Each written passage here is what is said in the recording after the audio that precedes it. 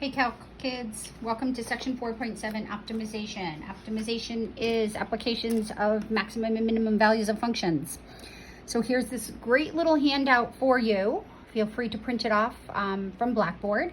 It's our guidelines for solving optimization problems. I'll read through them quickly, but this will make more sense as we're looking at problems. First, we want to introduce all the variables. I suggest if we're looking for area, you call area A. If we're looking for volume, you call volume V, so forth and so on. You don't have to, but it makes it easier in the end when we're understanding what we found and what we're looking for. If applicable, draw a picture and label everything. Pictures tell us lots of things. We want to determine what we're trying to maximize or minimize and the range of values for which it makes sense. For example, if we're looking for area, we can't have negative area. So we want to find a quantity to be maximized or minimized. We want to find a formula for this quantity in terms of the variable. It may involve more than one variable. Right? So we want to write an equation relating the variables, and then we want to maximize or minimize this function. It has to be a function of one variable, so from the information given, we might need to set up what we call a constraint. And then we want to locate the maximum minimum, and then be sure that it in fact is a maximum or minimum. So I will keep referring back to these steps, where you have them in a handy dandy handout for your reference. All right, so maximizing area. A farmer has 4,000 meters of fence and wants to enclose a rectangular plot, but he has a river on his property, so he really only needs to enclose 3 sides because the river is going to close the other side. What is the largest rectangular that he can enclose, assuming he uses all 4,000 meters of fencing? So let's draw a little bit of, here's my river. Here's my fencing, right? So if it's a rectangle, then the length and the width don't necessarily have to be the same size. It doesn't say it's a square, but the right and the left side have to be the same thing the same value in order for this to be a rectangle. So we want to maximize the area.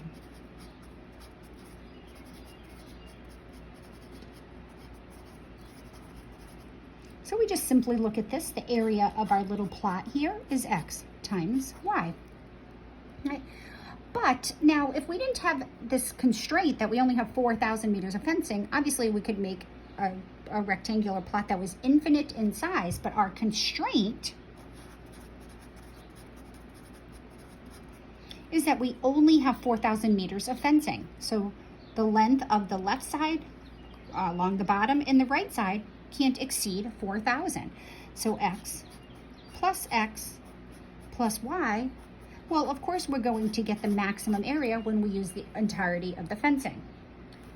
So our constraint equation is that 2x plus y, the lengths of both sides and then the length of the bottom, can't exceed the quantity of fence that we have, which is 4,000. So this is called the constraint equation. So we go back to our original equation. Our original equation, the area is a function of both x and y, but we only want area to be a function of one variable. So that's where our constraint equation comes in.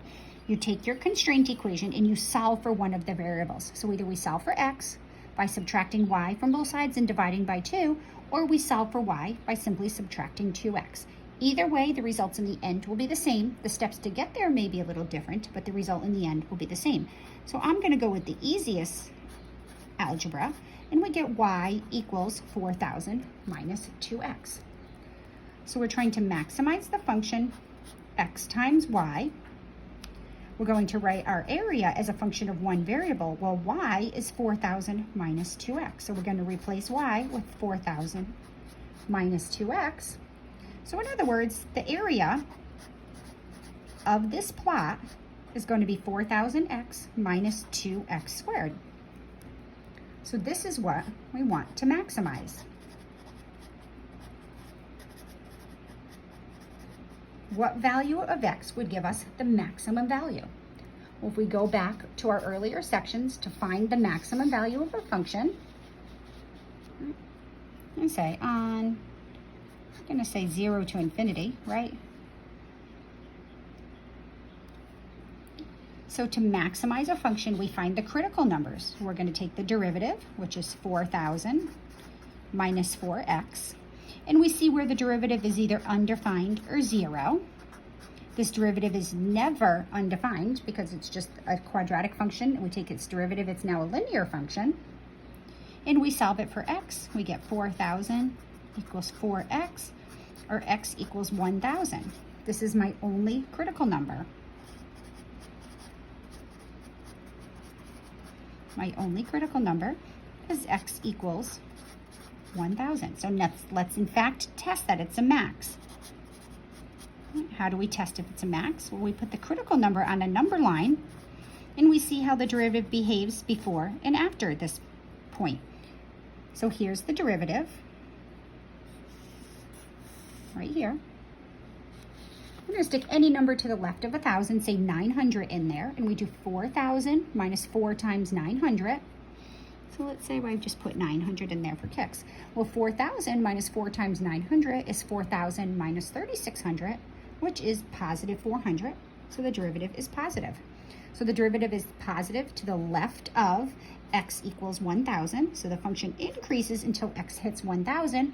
Well, what happens is we move to the right of 1,000. Let's put 1,100 in. Well, 4,000 minus 4 times 1,100 would be 4,000 minus 4,400, which would be negative 400. So to the right of 1,000, the derivative is negative. So we just confirmed that 1,000 is in fact where we have a local max.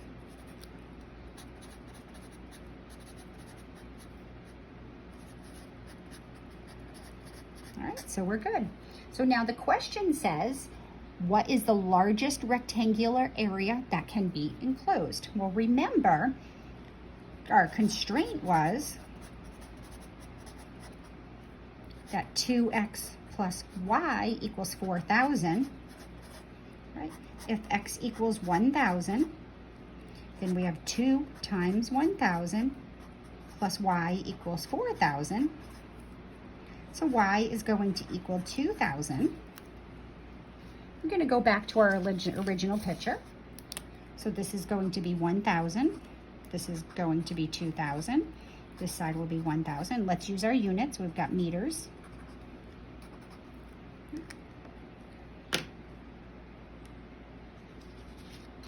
So therefore, our rectangular plot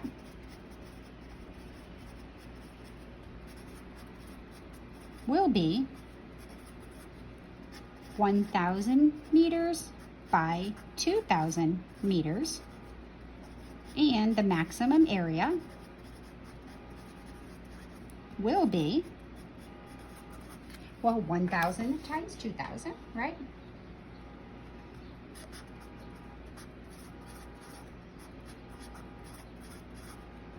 Which is 2, 1, 2, 3, 4, 5, 6. That's a pretty big pen. Meters squared. So it will be our biggest plot. All right, not too bad, right? All right, so keep in mind, we drew a picture. It's rectangular. We have to draw a river. We don't need any fence along the river. It's a rectangular, so two sides have to be the same. Y would be the side that's parallel to the river. We want to maximize the area, but the function we want to maximize can only be a function of one variable. If it's not automatically a function of one variable, then we must have some additional information that forces this, that we can force it to be a function of one variable. And we call that the constraint. And our constraint here was that we only had 4,000 meters of fencing. So x plus y plus x had to be 4,000. And once you get your constraint, you solve for one variable in terms of the other.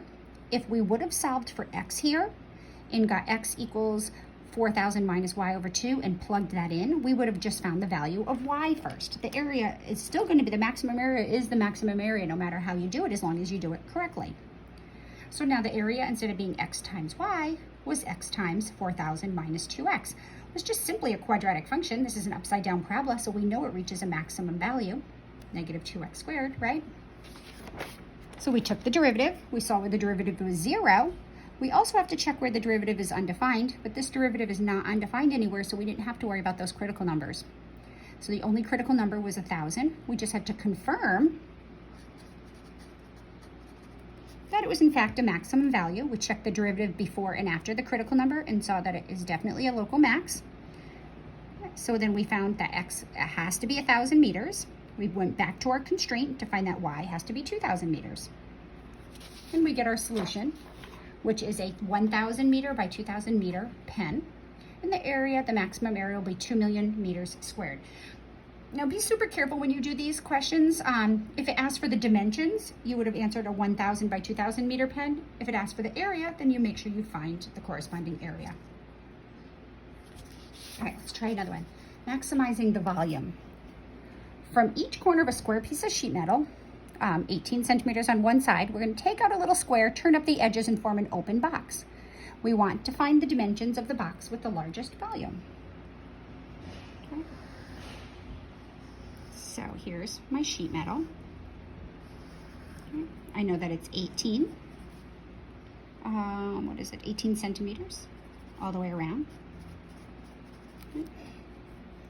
Right, these get a little tricky. We're taking out a little corner of each. So it says a square piece from each corner.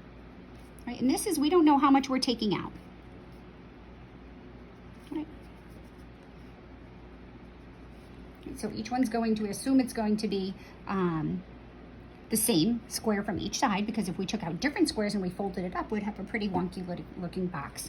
So I'm going to assume, I'm going to use the letter X, that we're going to take an X by X square out of each corner. Okay, so let's just note, first of all, that X can't be bigger than 9, and it can't be less than 0. So because we can't take out less than nothing. So that's just a little tidbit to keep in mind. X has to be between 0 and 9. If X is bigger than 9, then we're going to totally obliterate this piece of sheet metal. Now, when we take these corners out and we fold this up, we're going to get a box that looks like this. Right?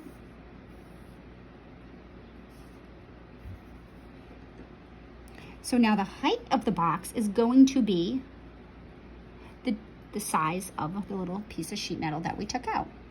What is going to be the length and the width of this box? Well, that's going to be the length of this line right here. So it's the length of what's left after we take X out. Well, if we have 18 centimeters and we take X out of here and X out of here, what's left here is, well, hopefully you said 18 minus 2X. So the length of each of these sides, once we cut those little corners out, is going to be 18 minus 2X. So what's left is 18 minus 2X, and the length and the width of the box is going to be 18 minus 2X. So our constraint here is, we don't have an additional equation. Our constraint is we're taking a corner of size X out, X by X, from each of the 4 corners. Now what we want to maximize is the volume of the box.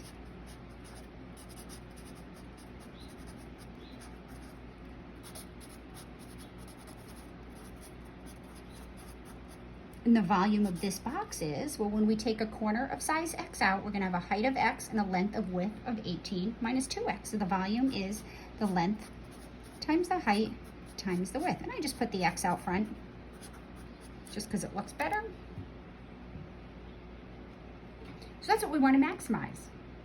And notice the volume here is automatically a function of one variable. So we don't need an additional constraint here. We can just go forth and take this derivative. I'm going to rewrite this as, for the sake of taking the derivative, I'm going to rewrite this as 18 minus 2x squared. Now you could distribute the 2, that is multiply 18 minus 2x times 18 minus 2x and then distribute the x and get a third degree polynomial, but I'm going to take the derivative right here. So find the critical numbers. Right, we take the derivative and set it equal to 0. Well, we have a product. I have x times 18 minus 2x squared. So it's the derivative of the first times the second plus the first. Now be careful here, the derivative of the second, you need to use the chain rule. We have something to the power 2. We're going to bring the 2 out front, leave what's inside alone, drop the power by 1, multiply by the derivative of what's inside, negative 2. Right? So let's clean this up a little bit. This means we just have 18 minus 2x squared, and then that's going to be negative 2, and x is negative 4. Negative 4x squared times 18 minus 2x, right? And we're going to set that derivative equal to 0. I'm just going to give you a little hint here. It's actually easier to set this derivative equal to 0 here and look for common factors in these two terms. Notice they both have an 18 minus 2x. So if I pull 18 minus 2x out front, what's left here is 18 minus 2x. We took this entire 18 minus 2x out, so then we have 4 minus 4x squared, and that equals 0.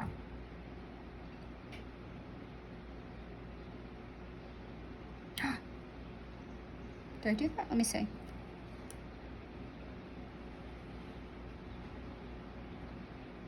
Yep, no, that's right. Why do I feel like I lost something here? So we have 18, take the derivative, hold on, give me 1 second because I did the derivative first, bring that out front, leave what's inside alone, times the derivative of what's inside, which is negative 2x. We pulled out the 18, that's just 18 minus 2x squared. That's, oh, right here, I did it right here. I knew I had an extra x. Look at negative 2 times x is not 4x squared. It's just negative 4x. So that does not belong here. I was like, I didn't remember that part of the problem. So don't make stuff up because it will make the problem much more difficult to solve. X times 2 times negative 2 is negative 4x, not negative 4x squared. All right, so now let's clean this guy up. Sorry for that. We have 18 minus 2x times, well, 18 minus 2x minus 4x is 18 minus 6x. Well, look at that. We have it nice and factored for us. We set it equal to 0. So our critical numbers are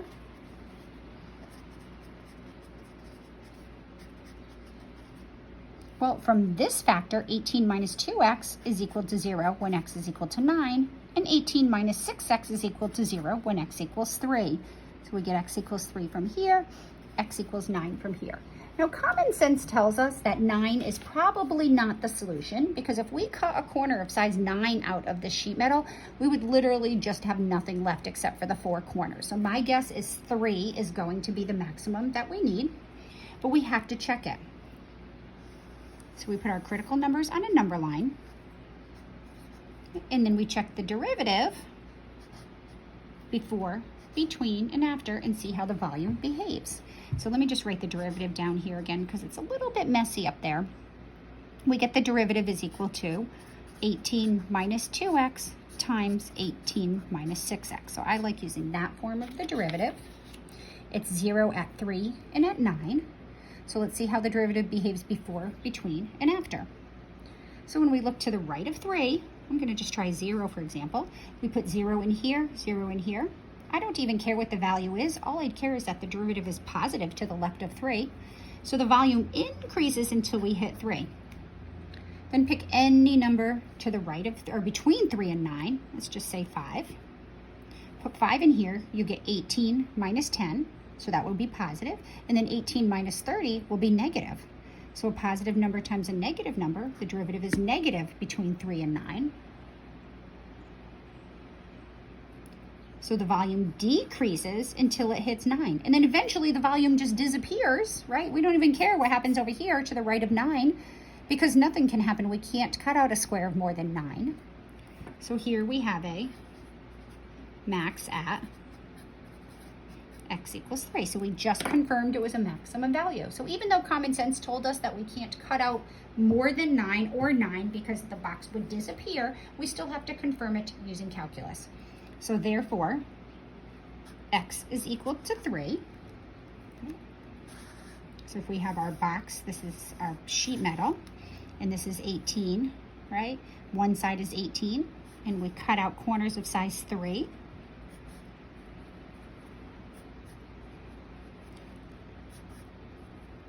Right? What's left here would be 12.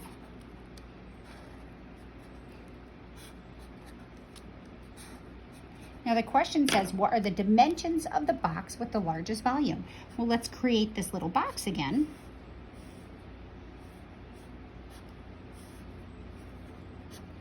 So it's a 3, height is 3, length and width are both 12. Therefore, the dimensions of the box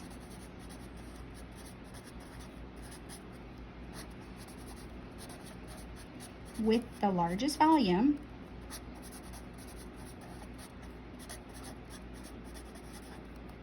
is, what's our units?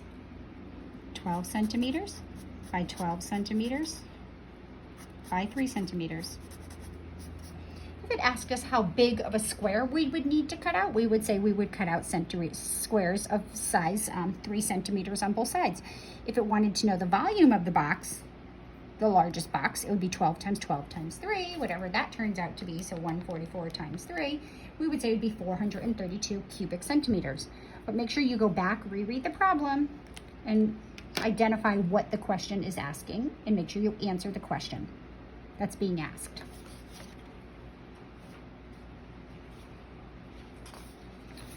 All right, kids, ready for another one? These get a little tricky. If you're not sure of the shapes and volumes, then you have to use the sources you have to find them. You should know everything for anything that's square or rectangle. So volume, surface areas, area of squares and rectangles, and rectangular boxes and cubes. Round stuff, you should know the surface area and the volume of anything round, like a cube. Cylinders are okay too. Don't worry about pyramids, stuff like that. Like that stuff you can look up, but that's not something I'm holding you responsible for. But if you come across the problem, you certainly can look up the templates. Right, we need a cylinder with a capacity of 1,000 cubic centimeters. The top and the bottom are made of material that costs 5 cents, while the sides is made up of 3 cents. We want to find the dimensions that will minimize the cost of the company producing the container. So let's suppose we're a soup company, something like that. We, of course, want to take things like this into consideration. So we want the dimensions that's going to minimize the cost of our container, but still hold 1,000 cubic centimeters of soup. So here's my cylinder, right? The top is, we're going to do the top and the bottom are 5 cents, right?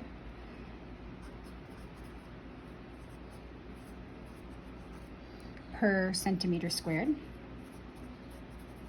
Its area, the bottom. The cost is 5 cents. It has to be a little sturdier on the top and the bottom. Right? And then the side is only 3 cents.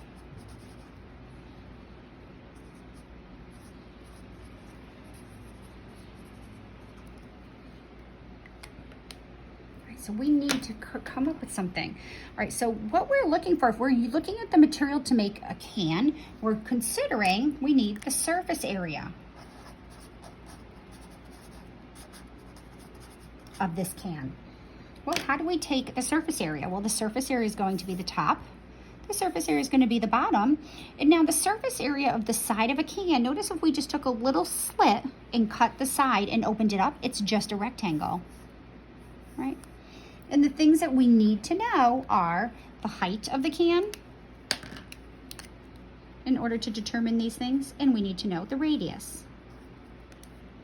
So the surface area of the top, so the area of the top, I'm going to say surface area of the top is going to be pi r squared. The surface area of the bottom is also pi r squared. And the surface area of the side is, right, well, remember this is h, so the surface here, the side is really just a rectangle rolled up. So the height of the rectangle is h, but what about the length of the rectangle? Well, keep in mind the length of the rectangle is just the circumference of the circle, so it's 2 pi r. So the surface area of the side is 2 pi r h. So that's going to be the surface area. Now we want to minimize the cost.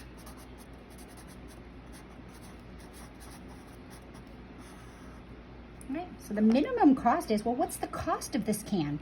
Well, the top and the bottom are 5 cents per centimeter squared, and the side is 3 cents.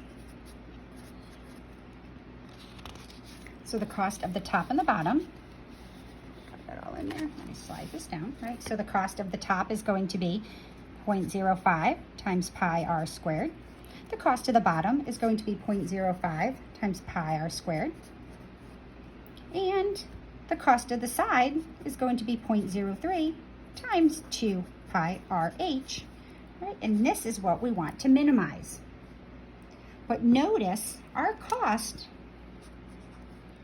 is expressed both in terms of R and H. So we have two variables. So there must be some more information. Right? So if we wanted to minimize the cost, we could make a little itty bitty tiny can, but then that's not going to hold our 1,000 cubic centimeters of whatever we're putting in there.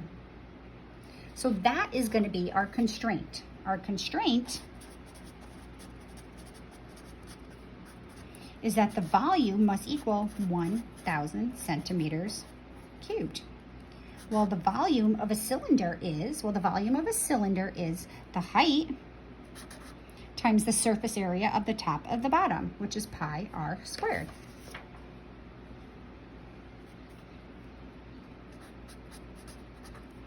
Right? And that can't exceed 1,000 or be less than 1,000.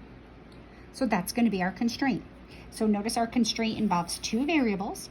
We can pick one and solve for the other. So pick one and solve for it in terms of the other. So I'd much rather solve for h here than have to take square roots. So h is equal to 1,000 over pi r squared. So therefore, my cost function becomes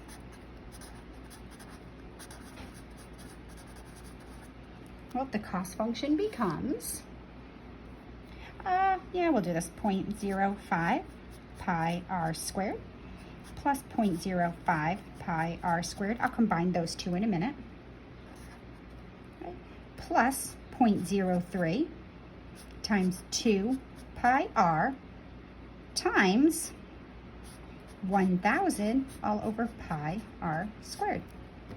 There you go. That's our cost function, and that's the function we want to minimize. So let's clean this up a little bit.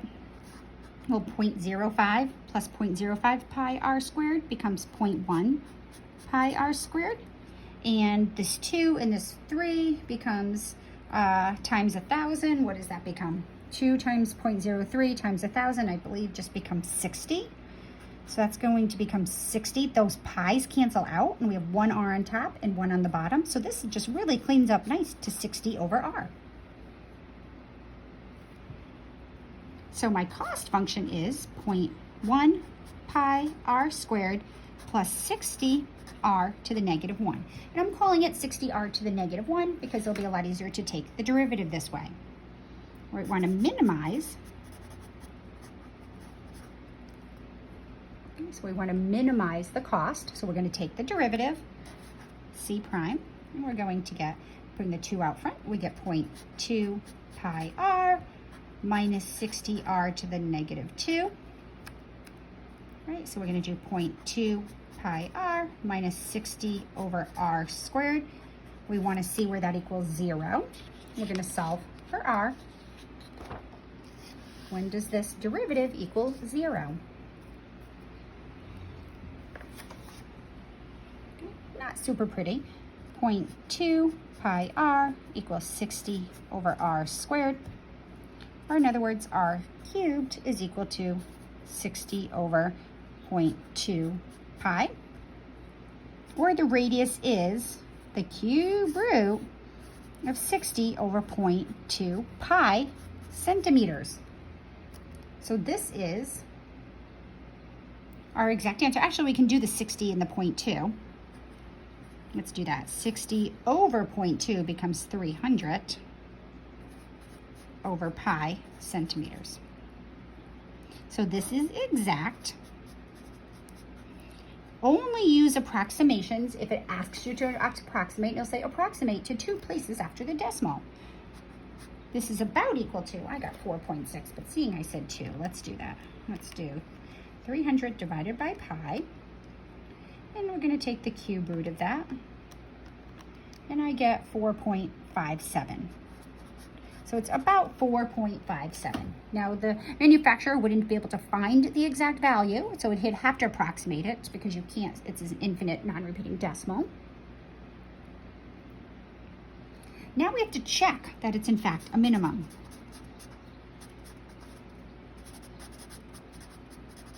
Oh, I forgot something. Let's go back up here. We saw where the derivative equaled 0. Where is it undefined? C prime is undefined when the radius is 0.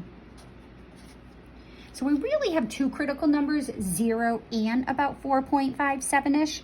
But obviously we can't have a can of radius 0, so we know that's not going to be one of our solutions. There's no way we can have a can of radius 0 and hold on to 1,000 cubic centimeters. Whoops, sorry, my phone just told me that it's low battery, so give me 1 second to plug in here.